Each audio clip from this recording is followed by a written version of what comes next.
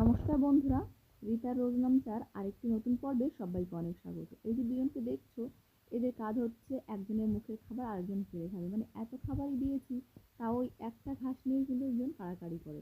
আসলে দুজন খেলা করে। আর এটা দেখতে আমার মেয়েরা ভীষণ ভালোবাসে। খরগোশ ভীষণই একটা আদুরে প্রাণী, এদেরকে আদর করতে হবে, এদের কাছে রাখতে হবে, আর এদেরকে একটুখানি যত্ন করলে এরা কিন্তু খুব সহজেই একদম বিনা খরচেই বড় হয়ে ওঠে বলতে পারো। এই যে যেমন আমরা বিগত কয়েকদিন ধরে এনেছি, খরচ বলতে ওই একটুখানি ঘাস, এক মুঠো ঘাস এনে দিচ্ছি, সেটাই কিন্তু ওরা খাচ্ছে টুকটুক টুকটুক করে। আর এই যে ভীষণ সুন্দর খেলা করে, লাফালাফি করে, এগুলো দেখতে কিন্তু আমার মেয়েদের ভীষণই পছন্দ। ওরা এখন স্কুলে গেছে আর আমি এদেরকে কিন্তু এখন খেতে দিয়েছি। স্কুলে যাওয়ার আগে একটুখানি খেলা করে গেছে। তো ওই যে দেখো, এখন ওদের কাজ হচ্ছে খরগোশগুলো খাবে আর খেলা করবে।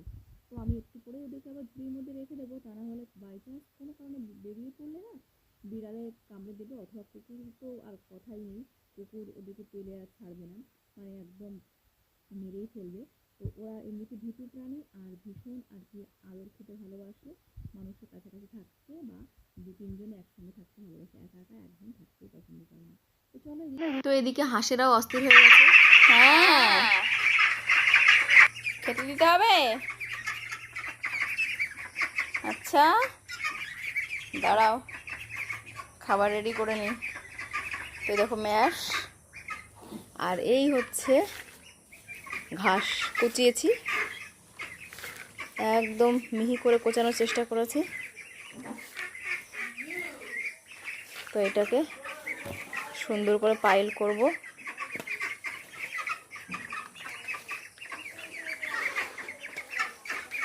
দাঁড়া, পাগল হয়ে গেছে খাওয়ার জন্যে।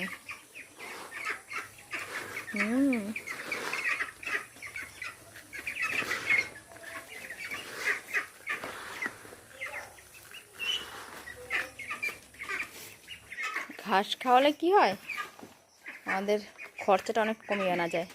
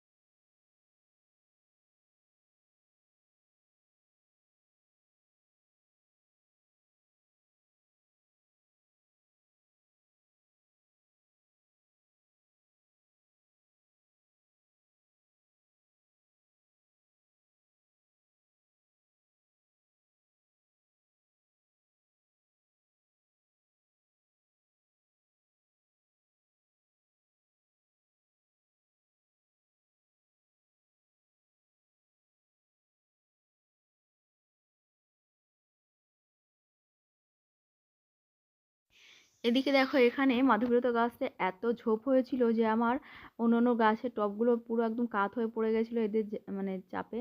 তো বৃষ্টি হয়ে গেছে, সেই জন্যে এত সুন্দর ফুল ফুটেছিল গাছে, তারপরেও গাছগুলোকে কিন্তু অনেকটাই কেটে কুটে আর কি হালকা করতে হলো, তা না হলে অন্য গাছগুলো, ওই যে বললাম, অন্য গাছগুলো একদম চেপে ওরা কাত হয়ে গেছে ওদের ভারে। সেই জন্যেই অন্য গাছগুলো টবগুলো যাতে পড়ে না যায়, সেই জন্যই তোমার দাদা কেটে দিল। আমার তো ভীষণ মন খারাপ, আমি একটু চেঁচামেচি করছিলাম, তুমি গাছগুলোকে এমভাবে কেটে দিলে, এত সুন্দর ফুল হয়েছে, কত সুন্দর।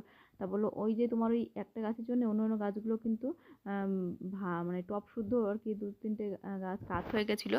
তো সেই ভয়ে কিন্তু যাই হোক, আমি কয়েকটা ডাল কেটে নিয়েছিলাম, এগুলো দেখি আমি চারা বানাতে পারি কিনা, সেই জন্যেই। তো এমনিতে মনটা খারাপ লাগছিল, এমনি মাধবতুল্লার গাছটা আমার ভীষণই প্রিয় ছিল, আর কি সুন্দর ফুল ফুটতো, পুরো ছাদটা ফুলে ফুলে ভরে যেত। যাই হোক, কি আর করা যাবে, গাছটাকে এই যে কেটে দিতে হলো। আমি ফুলগুলো কয়েকটা নিয়ে নিলাম, আর সময় পেলে ভাবছি এগুলোকে আমি কাটিংগুলোকে মানে চারা করার জন্য রেডি করব। তো ওইদিকে বৃষ্টি হয়ে যাওয়ার জন্যে এই গাছগুলো প্রচণ্ড ভারী হয়ে গেছিলো, কেটে দিতে হলো। আসলে কখনো কখনো অনেক কিছু এরকম জীবন থেকে বাদ দিতে হয়। ভালো আর কি সময় হলে আমরা সেগুলো বুঝতে পারি না কখন, কিন্তু জীবনে ঝড় বৃষ্টি যখনই আসে তখন দেখবে যে জিনিসটা আমরা সইতে পারছিলাম সেইগুলো এত বোঝা হয়ে যায় যে সেটা তখন আর বয়ে বেড়ানো সম্ভব হয় না। তখন জীবন থেকে সেই অনাকাঙ্ক্ষিত হলেও সেই ভার বা বোঝাটাকে আমাদেরকে একটু হলেও কমাতে হয়। মনটা খারাপ হয়, ভারাক্রান্ত হয়, তারপরেও কিন্তু সেটা করতে হয় জীবনটাকে এগিয়ে নিয়ে যাওয়ার জন্যে। তো যাই হোক, এই যে দেখো এত সুন্দর ফুল, কে জানতো এই গাছগুলোকে এভাবে কেটে ফেলতে হবে। যাক, ফেলতে হলো, অনেকটাই হালকা করে দেওয়া হয়েছে। ওই যে ওখানটা দেখো। তো আমি এখন যাই হোক উপরে এলাম। তোমার দাদা আমাকে জানাবে না বলে ভেবেছিল চুপচাপ কাটবে, নাহলে আমি কাটতে দিতে চাইবো না সেই জন্যে। তো আমি একটু উপরে এসে দেখছি যে কী করছে, আসলে শব্দ হচ্ছে ওপর নিচের থেকে। তো যাই হোক, এই যে গাছগুলোকে সব এই যে ফেলে দিতে হচ্ছে। এখন কিছু করার নেই, মনটা খারাপ হয়েছে। আমি একটু রাগারাগি করলাম, তারপর ভাবলাম রাগারাগি করেই বা লাভ কী, গাছগুলোর জন্য অন্য অন্য গাছগুলো ক্ষতি হচ্ছে। তো যাই হোক, নিচে এসেছি, নিচে এসে ওখানটা ঝাড় দিয়ে নিলাম। আর মানে সংসারে যা কিছু কাজকর্ম সবই তো নিজের হাতে করতে হয়। তো ওই জন্যে খুব বেশি আর কি সময় পাই না হাতে যে ভিডিওটা ঠিকমতো করে এডিট করব বা ভিডিওগুলোকে ছাড়বো। তারপরও অনেক দিন পরেই আজকে তোমাদের সঙ্গে ভিডিওটা নিয়ে এসেছি। অনেক দিন পর বলতে অনেক দিন হয়ে গেল আমি বড় ভিডিও তোমাদের সঙ্গে শেয়ার করি না। আসলে সময় সুযোগ হয়ে ওঠে না, অতগুলো হাঁস মুরগি, তারপরে সংসারে কাজের চাপ, গাছপালা এই সব নিয়ে ভীষণভাবেই ব্যস্ত থাকি। তো সময় হয়ে ওঠে না। তারপর মেয়েদের পড়াশোনা এই সব নিয়ে আর কি ব্যতিব্যস্ত হয়ে আছি। তারপরে মনে হলো চলো অনেক দিন পরে আবার একটু ভিডিও করা যাক। অনেক শখ করে, অনেক স্বপ্ন, অনেক আশা নিয়েই তো ভিডিও শুরু করেছিলাম করব বলে। যাই হোক, অনেকের মতোই হয়তো আমার স্বপ্ন খুব সহজে পূরণ হওয়ার নয়। অনেককেই দেখি খুব সহজেই সব কিছু জীবনে পেয়ে যায়, তবে আমার মতো কিছু মানুষও আছে যারা জীবনে অনেক অনেক লড়াই স্ট্রাগল করে একটা জায়গা পাওয়ার চেষ্টা করে, তারপরেও কিন্তু সেই জায়গাটা তাদের পাওয়া হয়ে ওঠে না। তবুও বিশ্বাস রাখি, ভরসা রাখি, একদিন না একদিন নিশ্চয়ই কিছু না কিছু আমিও আর্ন করতে পারবো। দেখা যাক, পরিশ্রম করে যাই, কোনো না কোনো দিন হয়তো ভাগ্য ওই শিকাটা যেটা বলে না সেটা খুলবে, ছিঁড়বে আর কি ভাগ্যে। মানে হয় না বিড়ালের কপালে যে শিকা ছেঁড়ার মতো অবস্থা, কোনো না কোনো দিন শিকা ছিঁড়বে এই আশায়। একটা সময় ছিল যখন এই সব সংসারের কাজকর্মগুলো আমি খুব সুন্দরভাবে ধীরে সুস্থে করার সময় পেতাম, কিন্তু এখন এমন পরিস্থিতি হয়েছে, মেয়েরা বড় হচ্ছে, সংসারের খরচা অনেক বাড়ছে, সেই সঙ্গে নিজেদের মানে জিনিসপত্রের দাম বাড়ার সঙ্গে সঙ্গে পরিবারের সমস্ত কিছু সামলানোর জন্যে কিছু না কিছু এক্সট্রা কাজকর্ম করা খুব জরুরি হয়ে পড়েছে। তো ওই জন্যেই চেষ্টা করছি হাঁস মুরগিগুলোকে পালন করে যদি সেখান থেকে কিছু একটা আসে, তো পরিবারের আমার আর্থিক যে খরচা সেইটা খানিকটা হলেও হয়তো আমি কন্ট্রিবিউট করতে পারবো। তো এদিকে দেখো আমার ইন্ডাকশানে এইখানটা এতটাই তেল আর কি মশলা ঢুকে নষ্ট হয়ে গেছে, এই জায়গাটা এত বাজে দেখাচ্ছে, ভাবলাম এটা পরিষ্কার করে আবার এখানে টেপ মারবো। তবে আজকে অনেকটা দেরি হয়ে গেল।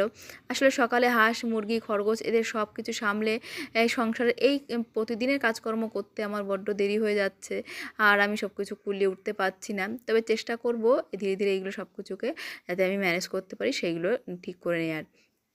ইন্ডাকশানটা অনেক দিন হয়ে গেছে, একটু যত্ন করে রাখি বলেই বেশ এখনও কাজ চালানো যাচ্ছে।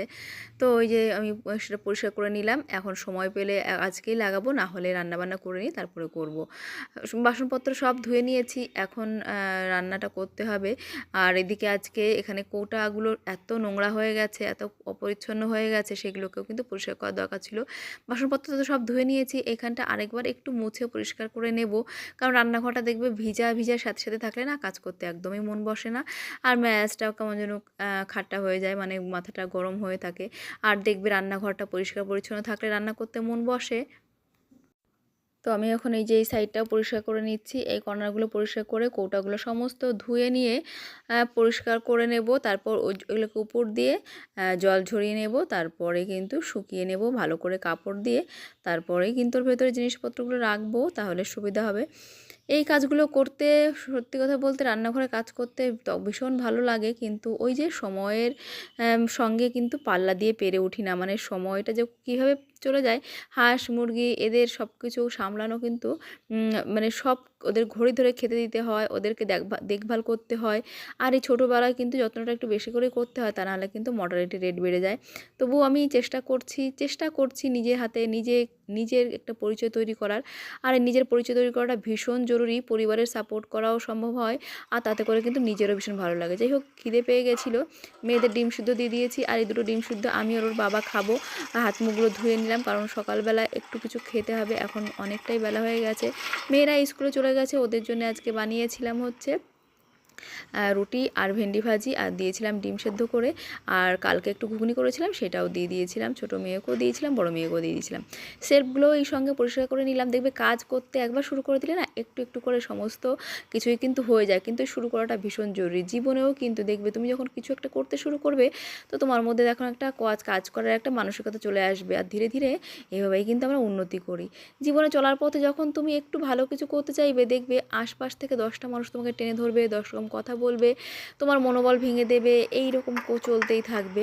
তারপরেও কিন্তু সেগুলোকে আমাদেরকে পাশ কাটিয়ে এগিয়ে যেতে হবে। তাদের সঙ্গে লড়াই করে কোনো লাভ হবে না, তাতে করে নিজের সময় নষ্ট হবে। এদিকে দেখো সমস্ত জিনিসপত্রকে সুন্দর করে গুছিয়ে নিলাম। আর এইগুলো কিন্তু এই যে হয় না, এই বাসনপত্রগুলো একটু সাবধানে ইউজ করতে হয়। তবে আমার তো ভীষণ ভালো লাগে ইউজ করতে, কিন্তু এই যে এখন এত তাড়াহুড়ো ভাবছি এই জিনিসগুলোকে একটুখানি কদিনের জন্য ইউজ করাটা থেকে একটু বিরত হব, কারণ এগুলো খুব যত্নের জিনিস, খুব শখের জিনিস, শৌখিন জিনিস। ভেতরে ওই দাগগুলো দেখছো, ওগুলো কিন্তু শুরু থেকেই ছিল, আর আমি অনেক শখ করে কিন্তু একটু একটু করে জিনিসগুলোকে কিনেছি। অনেকেই অনেক কিছু করে জামা কাপড় কিনে, পোশাক আশাক কিনে নষ্ট করে, কিন্তু আমি ধীরে ধীরে একটু একটু করে কিন্তু রান্নাঘরের জিনিসপত্রগুলো কিনি, খুব বেশি কিনি এমনটাও নয়, একটু একটু করেই কিনি। আর সেইগুলো আমার চোখের সামনে যখন থাকে, আমার দেখতে ভীষণ ভালো লাগে, কারণ আমরা গৃহিণীরা কিন্তু রান্নাঘরেই তো বেশিরভাগ সময়টা কাটাই। তো দেখো এই পাশটা পরিষ্কার করে নিয়েছি, কত সুন্দর ঝকঝকে চকচকে হয়ে গেছে। রান্নাঘর ঝকঝকে চকচকে থাকলে মনটা এত ভালো লাগে যে মনে হয় যেন মন খারাপ আর সেখানে ঢুকতেই পারে না। তো ওই যে আবার একটুখানি শুকনো কাপড় দিয়ে কিন্তু মুছে নিচ্ছি, কারণ ভেজা ভেজা থাকলে একদমই ভালো লাগে না। রান্না বান্না করতে হবে, আর আজকে করব কিন্তু ভেন্ডি তরকারি করব। আমার মেয়েদের ভীষণ পছন্দ ভেন্ডি, আর এই সময় ভেন্ডিটা খুব কম দামেও পাওয়া যায়, আর খেতেও ভালো, আর খাওয়াও ভীষণ উপকারী। তো চা তো আমার 1-2 বার খেতেই হয় দিনে, তবুও সকালবেলায় খাওয়াটা বন্ধ করেছি। সকালবেলা চা খাওয়া খুব কম, রেয়ার 2-1 দিন খাই, কারণ সকালবেলা চা খাওয়াটা ছেড়ে দিয়ে দেখেছি অনেকটাই ভালো লাগে। সকালে একটু প্রোটিন সমৃদ্ধ খাবার খেলে দেখবে মনটাও ভালো থাকে, কারণ কি শরীরটাতে অনেক বেশি জোর পাওয়া যায়। আর নিজের শরীরের জন্য যখন আমরা ভালো কিছু করার অভ্যাস করি, তখন শরীরটা ভালো থাকতে শুরু করে, মনটাও কিন্তু সেই জন্যে ভালো থাকে, যে আমি নিজের জন্য কিছু হলেও একটা ভালো অভ্যাস শুরু করেছি। চালটা ভিজিয়ে রেখেছিলাম, সেটা এখন ধুয়ে আর ঢাকা দেবো, আর একটু পরে হাত মুখ ধুয়ে নিয়ে ফ্রেশ হয়ে নিয়ে তারপরে কিন্তু আমি রান্না করতে আসব। আর ওদিকে কিন্তু মুরগিদের খাবার দাবার সেইগুলো ধুয়ে টুয়ে সব কিছু রেডি করে রেখেছি। স্নান টান করে এই যে এখন রান্না করতে এলাম, কারণ মেয়েরা স্কুল থেকে চলে আসবে, দুটোর মধ্যে আমার রান্না কমপ্লিট করতেই হবে। তো দেখো এই যে ভেন্ডি তরকারি করে নিয়েছি, সারাদিনে খাটাখাটনি অনেকটাই হলো। আর এখন এই যে তরকারি করে নিলাম, আর করবো একটু বেগুন ভাজি, সঙ্গে দেবো একটু কিছু সেদ্ধ, ব্যাস। আর সঙ্গে একটু পাট শাক ভাজি করারও ইচ্ছা আছে। তো বাগান থেকে কিন্তু বেশ কিছু ভেন্ডি আমি মানে ভেন্ডি না, বেগুন তুলে নিয়ে এসেছি, আর ওই ভেন্ডিগুলো কিন্তু ওই কিনে আনা হয়েছে বাজার থেকে। এই লাফা একটা না দুটো হয়েছে, এটাও কিন্তু গাছেরই লাফা আমার। দেখো অনেকগুলো বেগুন কিন্তু তুলে নিয়ে এসেছি আজকে। স্নানের আগেই গেছিলাম, কারণ ওই যে গাছপালা হয়ে গেছে, বৃষ্টির মধ্যে না জঙ্গল হয়ে যায়, তখন আর স্নানের পর গেলে গায়ে চুলকায়, ওই জন্য যাই না। তো দেখো এই যে এতগুলো বেগুন, আর এই বেগুনগুলো সেদ্ধ খেতে ভীষণ ভালো লাগে। তো ভাবছি কালকে বেগুন দিয়ে একটুখানি খাবো হচ্ছে ডিম দিয়ে আর কি, ঝোল করে, ডিম বেগুনের ঝোল খেতে ভীষণ ভালো লাগে। তো দেখো এই যে অনেকগুলো বেগুন কিন্তু হয়েছে, আর এই যে রান্নাবান্না করে খাওয়া দাওয়া হলো। এখন সন্ধ্যাবেলায় মেয়েদেরকে পড়াতে বসেছি, আর মেয়েদের পড়াতে বসে হাতের কাছে আমি কিছু একটা কাজ নিয়ে বসি। ওরা পড়াশোনা করে, আমি হাতের কাজ করি, আমার মনটাও ভালো থাকে, ওদেরও দেখভাল করতে পারি, ওরাও জানে মা পাশে বসে আছে, পড়াশোনাটাও মন দিয়ে করে। তো এইরকম তোমরা কারা হাতের কাজ করতে ভালোবাসো অবশ্যই জানিও। আর এই রুমালটা দেবো হচ্ছে আমার ননদের মেয়েকে। তো দেখো কেমন হচ্ছে কাজটা, অবশ্যই কমেন্ট করে জানিও। চলো।